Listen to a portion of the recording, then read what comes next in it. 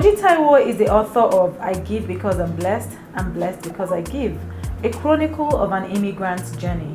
Available on Amazon worldwide in hard copy, ebook, and audio downloads. In our book, readers will find excitement to be their unique self, inspiration to succeed by turning challenges to opportunities, motivation to pursue their dreams and achieve their goals, strength to challenge the standard norms, and the audacity to be positively different. During her 31-year service with Alberta Justice and Solicitor General, Young Offender Branch, she worked tirelessly to improve, impact, and positively shape the lives of young people and their families. As well, she enjoyed training or mentoring young staff and watched them develop and progress in their chosen fields and careers.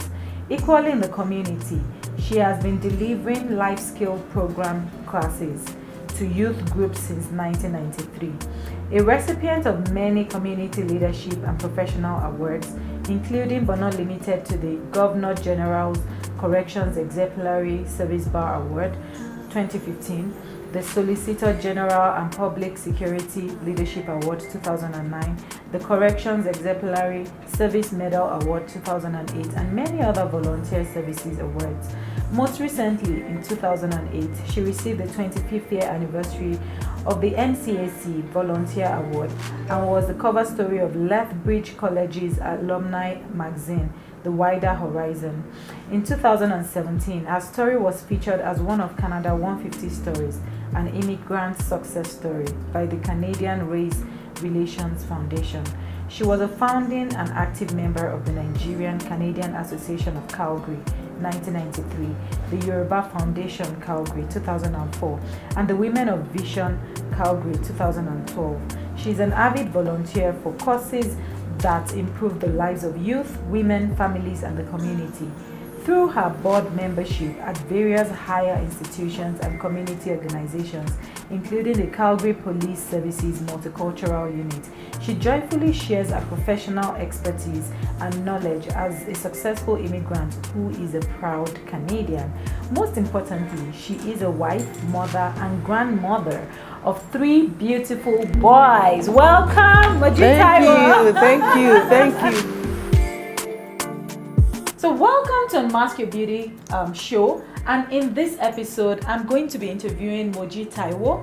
I'm so excited and I'm humbled that she's actually here today because there's so much to actually learn from this woman. So today I'll be interviewing you over a makeup session, and we hope to make it as fun as possible for our viewers. Thank you. Tell me. Thank you for having me. It's a pleasure to be here. It's always fun to be at your studio. Right. Thank you. So the first question I have for you today is, to start with, I am really motivated by you, and I'm really inspired by you and all the things that you do in the community, and even just as an immigrant myself, when I see things you're doing, I'm like, I'm not doing enough. I need to do more. I need to put myself out there. So you've created, you've done so much such that when I look at your life, I'm like, there's really nothing I can't do as long as I put my mind to it. Exactly. And I hold on to my values. So the first question I have for you is, what really inspired you to write this book? So this book, I Give Because I'm Blessed Because I Give. If you haven't read it, you need to grab a copy now. Like if you live in Calgary, you can come to Adonia Beauty to actually get a copy. And if not, it's on Amazon, it's on Kindle, right? It's on Kindle, it's on ebook, it's on Audible, so it's on Smashwords, it's on Find Away Voices, right? It's in the public library, right? It's everywhere. It's everywhere. So I'm gonna put a link to like where you can get the book, but at the moment I'm just gonna ask her what really inspired you to write this book.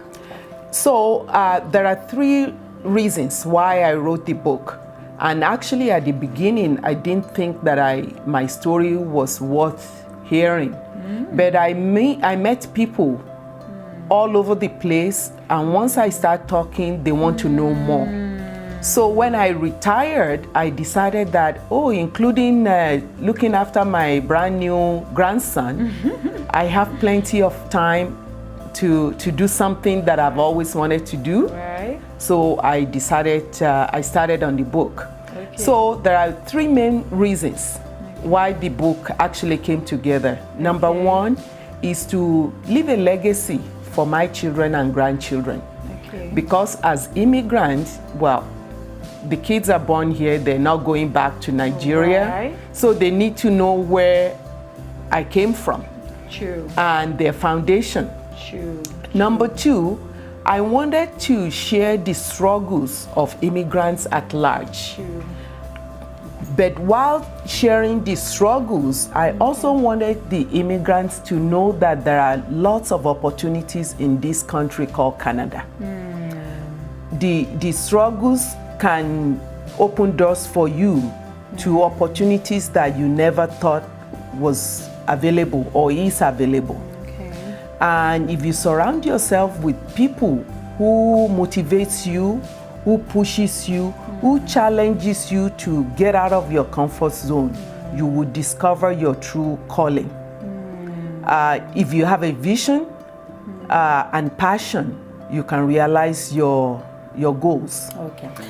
So the third part is to actually educate and enlighten Canadian-born that are non-immigrant to the plights of immigrants, so that if they have better understanding of the sacrifices that immigrants have made to be here, they will not be so quick to judge or to pronounce they came to take our job. Wow, that is really, really powerful. And I think those three nuggets are like perfect for anyone that is, that is curious. Like, yes. What's it about the immigrant, and even as an immigrant, how can you survive here? So one question I get asked a lot is, how do you really find your passion? How do you know what your passion is? How do you know what your gift is? Because I see you playing out your gift in every chapter of this book. You're constantly, harnessing your gift and your talent, and you're constantly giving it away. And for me, I believe our beauty resides in our gift and talent. And within you. Exactly. And we were sent into this world packaged as a gift to deliver that gift, right? So, but a lot of people constantly ask me, how do I find those gifts? How do I know what my passion is? Well, you have to know yourself first. Okay, so tell us. You have to know yourself first and not live by other people's subscriptions. Okay. You don't live by what other people say you should do. You go within yourself and find out what brings you happiness, what brings you joy. What is it that most of us tend to focus on money? Money can buy things, but your passion brings you fulfillment and satisfaction and peace. So once you delve into yourself to find out what is it that you are good at, and what you are good at, does it bring you pleasure? Does it bring you satisfaction? Is it something that you can share freely with people? Is it something that you can capitalize on, that you can live off of? And then you go for it. Because we still do have to make a living, right? Absolutely. Yeah, we do have to make a living. Absolutely. But all of us, especially immigrants, don't have to be engineers. All of us don't have to be lawyers. Absolutely. All of us don't have to be accountants. Absolutely. I actually find out that within us immigrants, we repress our passion for the sake of money and status. We repress our passion for the sake of making money and obtaining status. And then we find ourselves that we're just twirling, in a circle. So you have all this money, but you are not fulfilled. Wow, that's really powerful. So in your book, I also discovered that you had mostly government jobs, and you were still able to give, and you were still able to give of your talents, give of your time, give of your gifts and all of that. So a lot of people are in this situation where they they have a job and they know it's their means of livelihood, right? And they're like, yeah, they hear these things all the time. Follow your passion, follow your passion. I can't leave my job and start following my passion. How do you connect that to? Do you understand what I'm saying? Yeah, I do understand. How do you connect the two? Like, well, I can't leave my job. I'm an engineer. Not that I'm passionate about the engineering thing that I'm doing, but how can I harness my passion, my gift, and all of that, and still have my job? Can I give my gift and talent and all of that while still doing my engineering job or my accounting job and all of that? Yes, you can. Yeah. Yes, you So can. I want you to share the Yes, light on that. as I said, we have to we have to earn a living. Yeah. And while you are earning your living, you're not at work 24/7. Yeah. So within your career choice, actually, while you are at work, there are programs within your work career where it allows you to actually give back to your community. So through mentorship, you can give back to your community and use your chosen career to give back.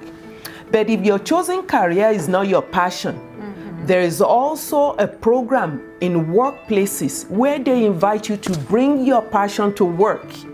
So you can introduce your passion into your work. That means you're not leaving your work, but you're introducing your passion to work. For example, I love fashion. Okay. And I love public speaking. Okay. So at my work, when I was working with young offenders, as part of the program for the kids that I work with, we would do makeup session as a program. The makeup session turned into building the confidence of the girls that I'm working with. Wow. From there, I started teaching them how to walk and how to talk, how to express themselves. And then we put on a fashion show at the end of the 2-3 week session to the whole center, where I was the MC, introducing, the show and on and on and on. Yeah. So that's me bringing my passion to work. And as such, the people, the staff, my colleagues are enjoying part of my passion. I'm infusing my passion into my work, to the life of the young people that I work with, right? I get, And my work, when I go to work, then was not work. Right. It was actually fun. Wow, that's really powerful. And another thing like that, I personally know is that even if you're like, a lot of people preach entrepreneurship these days, and I do know that not everybody can, will be an entrepreneur. However, even if you're working anywhere, you want to make sure that whatever your gifts are and whatever your talents are, at least you're able to give it to the company and think as an entrepreneur, even if you are not an entrepreneur. Think of ways you can solve problems. That's right. Think of ways you can actually be of great value, to a company, even if you don't own your business. So can you shed more light on that? Because I saw you, play that role a lot in the companies, all the organizations that you worked with, and I also saw that you were not trying to fit into a box. No. In all the organizations that you worked in. No. You always just stood out and you were yourself. But the question is, a lot of people don't even know themselves. How did you come to this realization of, this is how I want to live my life. These are my values. These are the things I want to guide how I want to live my life. How did you come to that realization? Well, I find that most people are comfortable with people telling them what to do. Okay. So that if things don't turn right, then they have somebody to blame. True. But if you own your own, if you own yourself, then you are prepared to forge ahead and define what that means for you. So if you define what that means for you, you can forge ahead and you can own your mistakes and you can own your successes. I try not to blame anybody for anything that I do. whether it turns right or not so good, there is a lesson to be learned in every situation. Yeah. So I don't see failure as failure. I actually see it as an opportunity to step back and review and then make corrections and move forward. Yeah, absolutely. So, yes. Yeah. So we all have businesses in us, but that doesn't make us business people. Yeah.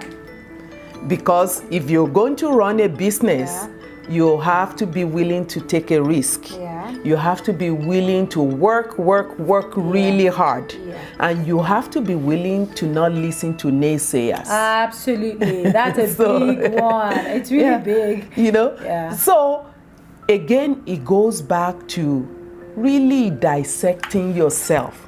Okay. And not wanting to be directed by other people's agendas. And what I also find is that with us immigrants again, is that because we are so lonely and we're isolated, we tend to congregate in the same place. And when we congregate in the same place, which is okay for support, for emotional and moral support, but if we don't use it constructively, it tends to also hold us back. Because that's where you see, oh, somebody is doing this, so I should do the same thing. Oh, somebody is doing that, I should do the same thing. Instead of going in there and saying, oh, all of these people are doing this, let me be different and do something different. Because we can't all sleep and face the same direction. We will all be seeing the same things. And if you want to be successful, you have to see something that's different than everybody else. Wow. And that's how my professional life has gone, is even working with the government, the fact that I'm different, I look different, I sound different, I capitalize on that and making sure that I do things differently that adds value to the organization. So that I stand out in a positive way. Absolutely. Wow. That's really, really powerful. And I really like that you said, you do something that is different. The fact that you're different doesn't mean there's something wrong with you. I said that difference without deviance. Without deviance. So when you mean deviance, how do you mean? Different in a positive way. In a positive way. Because when people hear the word different, they think, oh, you must be bad or something must be wrong with you. So being positively different. Being positively different. Okay, wow, that's really powerful. So I'm not sure if you answered the question of how did you really know what your values are and how to actually things that you really stood for. How did those things come by? Well, I grew up in a family where my mother was uneducated, right? Okay. But she was determined that all her children were going to be educated, especially the women. Okay. So from an early age, I've always known from my mother that you need to create your own niche to be successful. She's always encouraged me to be independent. She's encouraged me to be true to myself. I don't shy away from controversy for being controversial.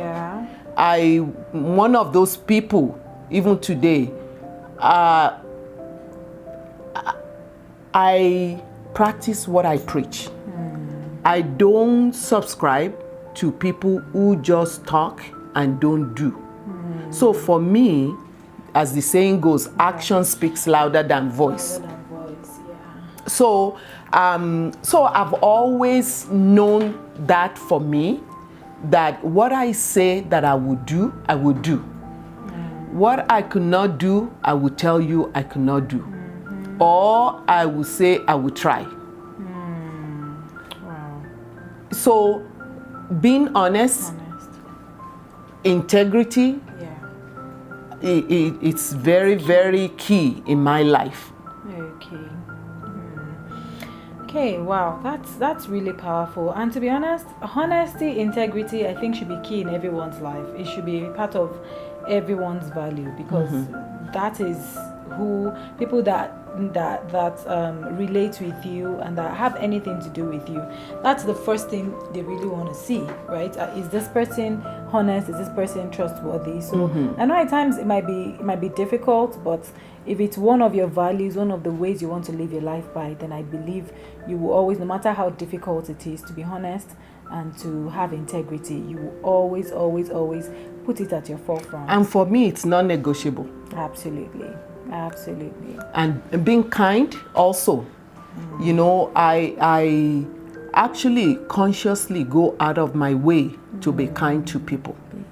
Yeah. And it's not because I want to be liked. It's because that's what I believe in. Absolutely. So, I was reading a book and it says, even if your children, like when you're praying for your children or you're even praying for yourself, pray more for you to be compassionate. And that's what I feel you're talking about, like being kind, being compassionate, trying to understand, putting yourself in people's shoes. That's right. And trying to understand where they are coming from, because at times it's something you can easily just overlook and just go, since things are working out for you, you don't need to look at other people. Yeah. Well, what I do is, before I do anything, I will ask myself, if somebody does that same thing to me, will I be happy about it? If I'm not going to be happy about it, why will I do it to the person? To the other person. Yeah. Always. Wow. That's really powerful. So, another question I would like to ask, especially a lot of as immigrants, since your book is majorly about, sharing a success story of an immigrant. And I like the fact that success in this book is not only financial. No. So tell me what success means to you. I just want you to give a little nugget, because I want people to read the book. So okay. Don't spill everything.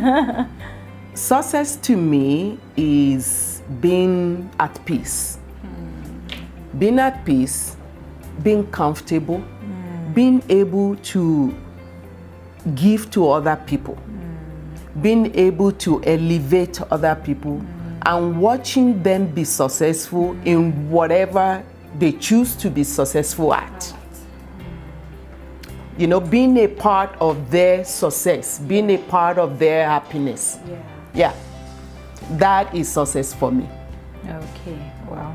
That's really powerful, because at times it's hard to even define success, with the way the world is going, and with, social media and all of that. Everybody just posting, all these nice things about themselves and all.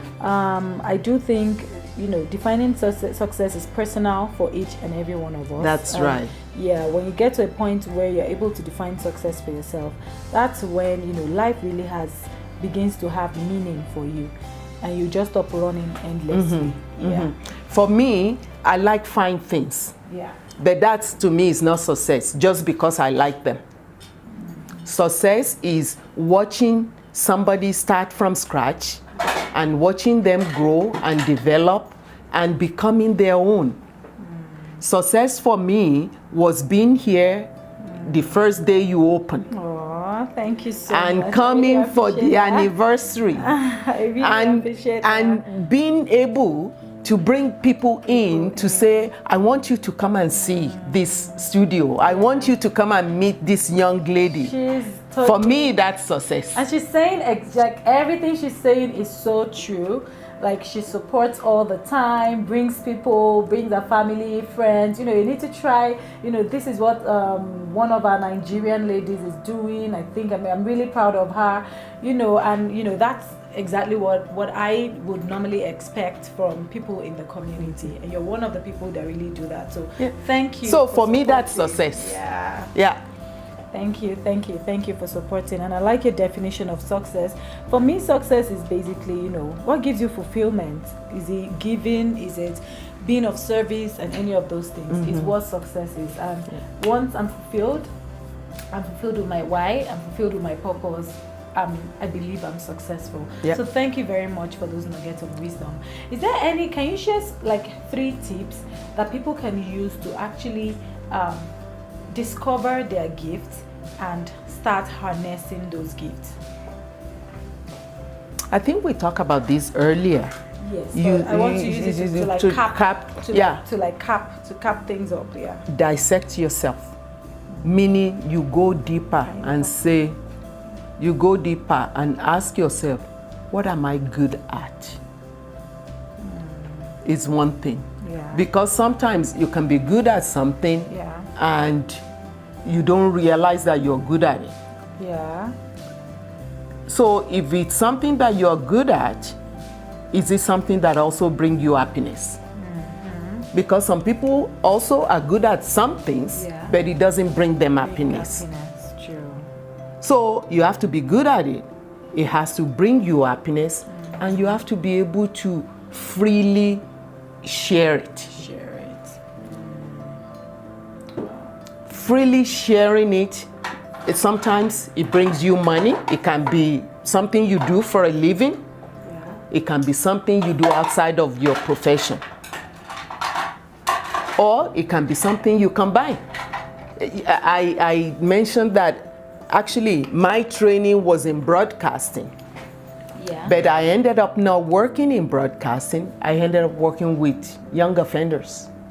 But my passion of service and of speaking, of acquiring information and disseminating information has actually added to the value of my passion that I bring to the world. Wow. That's really powerful, because that's one of the things that really it discourages people when they can't work in the field, that they have trained in, and people just get discouraged and they lose all the passion and all of that. Yeah, I still believe that whatever your passion is, you can always work towards achieving it wherever you are. Yes, it's all in the mind. Wow, thank you very much. Is there any other thing you would like to share today, with people watching, with our viewers? What I would like to share is that don't lose hope, don't give up. Always look for opportunities within challenges. Sometimes you see a rock, but it may turn out to be diamond in the rough. So always dig deeper to find whatever it is that you're looking for. If you can't go through it, go around it, go above the obstacle, go under or crawl under. So never give up is my point. Okay. Because there is opportunities where you don't expect it. Okay. Yeah. And I agree with that. So can you share a story around this never give up? Like a personal story from your own personal life. From my own personal life? Yeah. Where something came up, like a sort of how do I put it now? Like a sort of challenge, and where some people might have even given up, or they might have think they failed, it later became more of a blessing to you. Well, there was a time when I started in my career, and I was covering on a unit for somebody. I was actually working on a unit, and there was opportunity to become an acting supervisor, because the supervisor at the time was away for one reason or another. But I was overlooked for that opportunity. So, of course, I spoke up. And they said, oh no, we needed you in that position because you're so good and you're doing a good job. So I turned around and told them, I said, oh, I'm doing such a good job to the point where I don't deserve to be recognized. So I left. I could have stayed there because they gave me that haphazard compliment. Yeah. But I left instead. I moved to another area of the government. Yeah. And that area was the catalyst that kept propelling me to other levels. I could have been afraid to say that, instead of talking to this manager and sharing my views with him,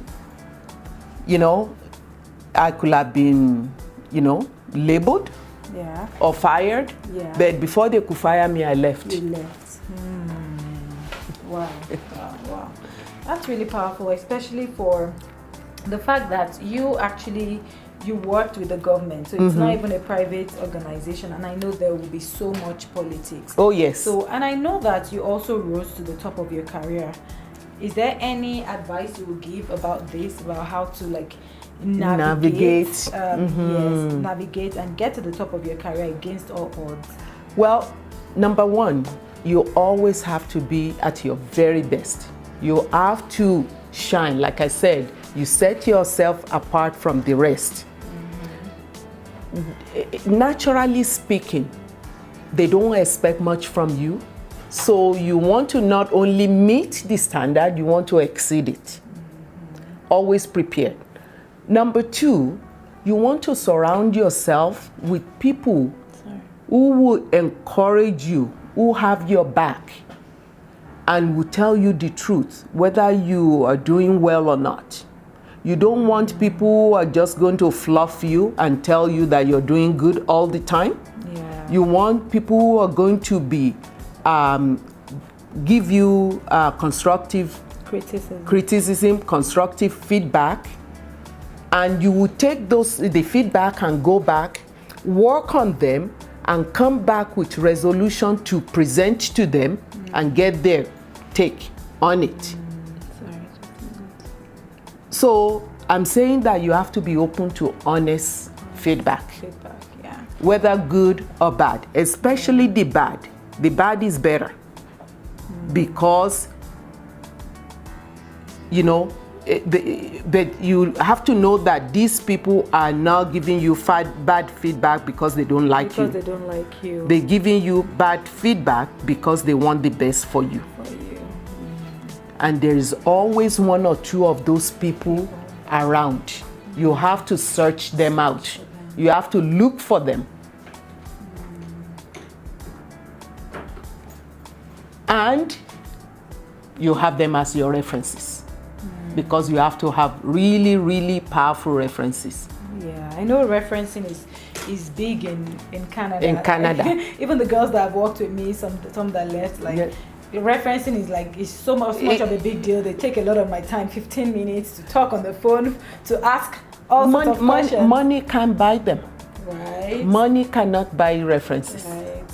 So that's how you set yourself apart, you work hard, you bring something extraordinary to the table, to the organization, and you find people, it might be one or two people who have your back.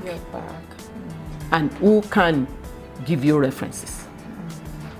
I really like where you're coming from because I think a lot of times I interview more business women, and I'm always of the opinion that not everyone will do business. So I like that you had a full-time career and you still brought your A game into it, right? Just the way you would do in your business, right? You need to bring your A game all the time. Yes. Yeah. Yes.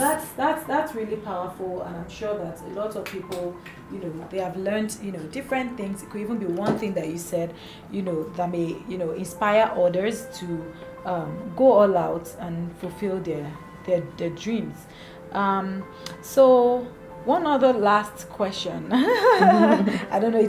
It's when I see you, I want to learn everything. I want to gain from all your wealth of knowledge. So yeah. So always be one last question till we're done this makeup. Always one last question. Till we're done this makeup. Yeah. Okay. So you've given advice to people, that are working in their career, and all of that. Also, how do you think we can thrive better as immigrants in Canada? Like, what other tips can you give to just thrive as an immigrant in Canada in whatever we're doing? What are the things that you think is lacking, amongst immigrants generally? Since you've been here for over 40 years. Yeah. What is lacking is we left home to come to Canada, but we're still hanging on to home values. You can't leave to come here and still living as if you're back home.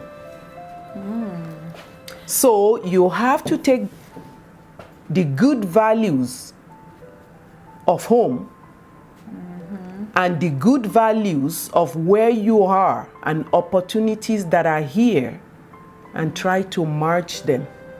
Okay. Instead of being rigid about,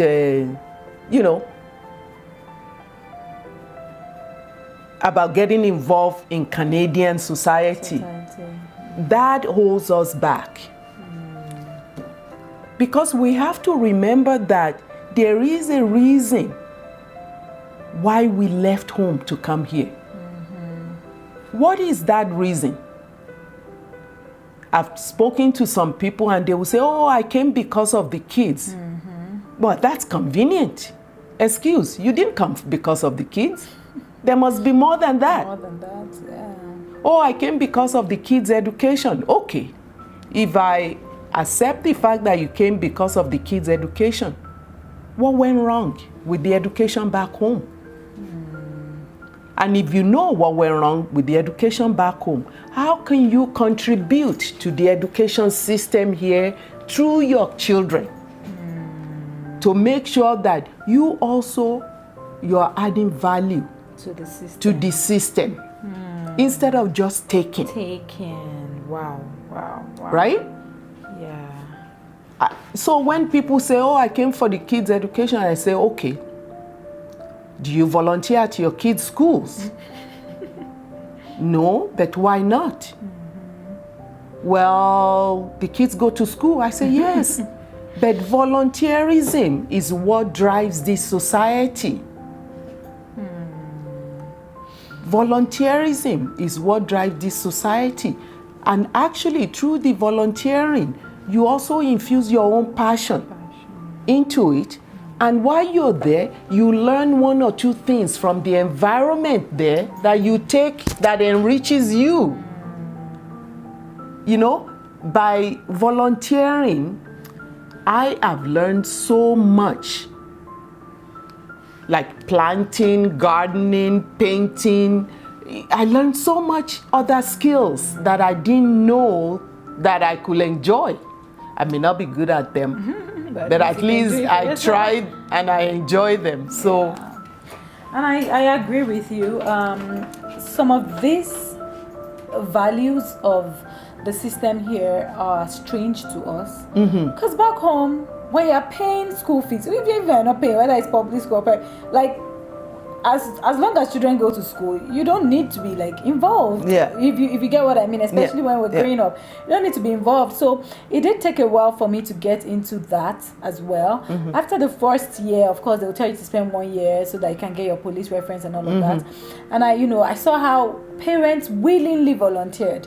So I was like, okay, I'm going to start getting involved in this thing. And I discovered that it even helps your kids' confidence. I was going to say that. It was going to say that because it moves you closer to your kids. Your kids look around, they know that you have their back. You're there. It brings you closer. With us, when we come, we don't really know our kids because we don't spend as much time getting to know them on a natural level. True. They do homework, we provide for them to eat. They are clothed, and that's it. But most of their time is actually spent in the school. Right? So you don't know them. Yeah, I agree with you. They don't know you. Because I've seen that first, and it definitely helps when you volunteer, and not just even in the school, like anything you can, anything in your own neighborhood, in your community. It doesn't have to cost you money. Be a voice. It could be 1 hour a week. It could be 1 hour a month. You know? Yeah, but a lot of people say they don't have time. Can you look up, please? A lot of people say they don't have time, it's really busy, there's no family support here. Where do I put the kids when I'm volunteering? Take the kids with you. Okay.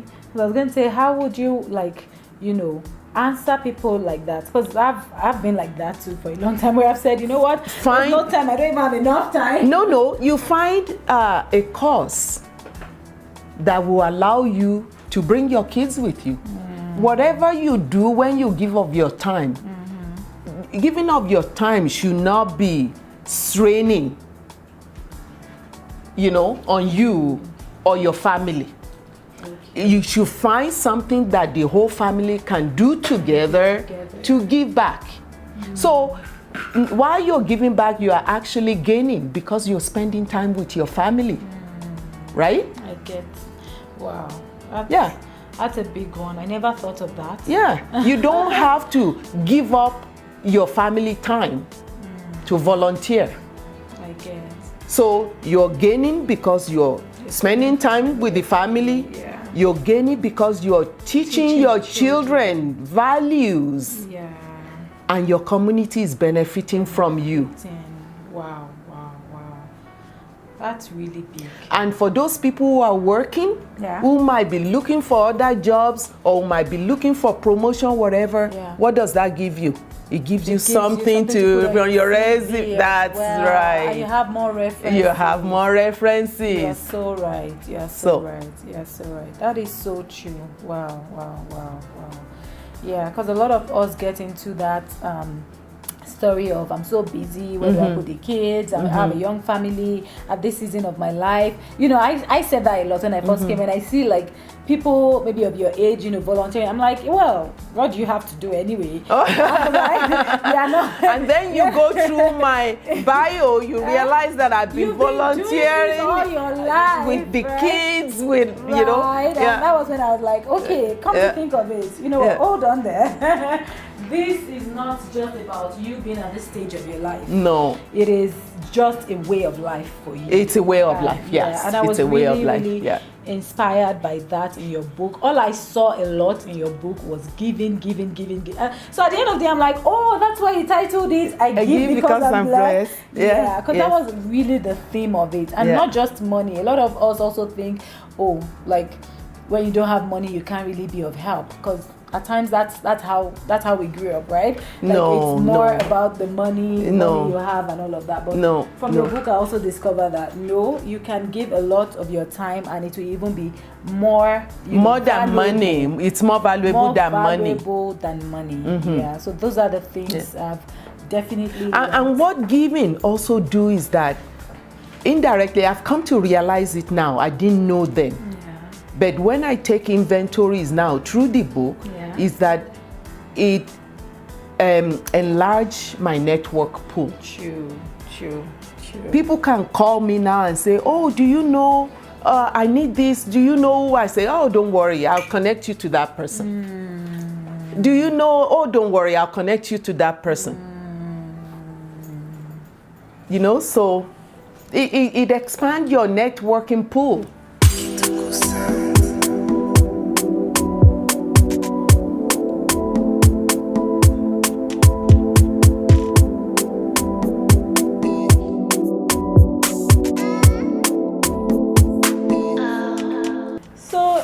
Today I've used 2 lipsticks for you, and the lipsticks are called I'm Courageous and I'm Unique, because your story is truly that of courage. It's truly that of courage and uniqueness, because you came here 1978. Yes. When, like, which African was in Canada, really? Right? There's a few. I know there will definitely be a few, but it wasn't something that, you know, people were really doing at the time. No, not at the time. Nigeria was good. Nigeria was abroad when I came. Because I know that my parents, went to the UK to study and they went back to Nigeria because Nigeria was really good at the time. So it's a story of courage, of just, just leaving your parents as a 19-year-old girl and coming here and, paving way for yourself and the generations ahead of you. So I truly feel that you are courageous. And I thought I was stupid. No, you are courageous. It takes a lot of courage. And I think you're unique as well. And that's why I've used these 2 lipsticks on you, just to give you that word. Thank you. Courageous and unique person. Woman. Okay, thank you so much. Thank you. Welcome. It's well received. You're welcome. Thank you. It's sometimes too when you don't know. What you don't know doesn't hurt you. Sometimes I think because I was kind of younger. No, I've always been independent and gregarious and adventurous, and I think because of that adventurous spirit, I really didn't know that I was doing anything differently. So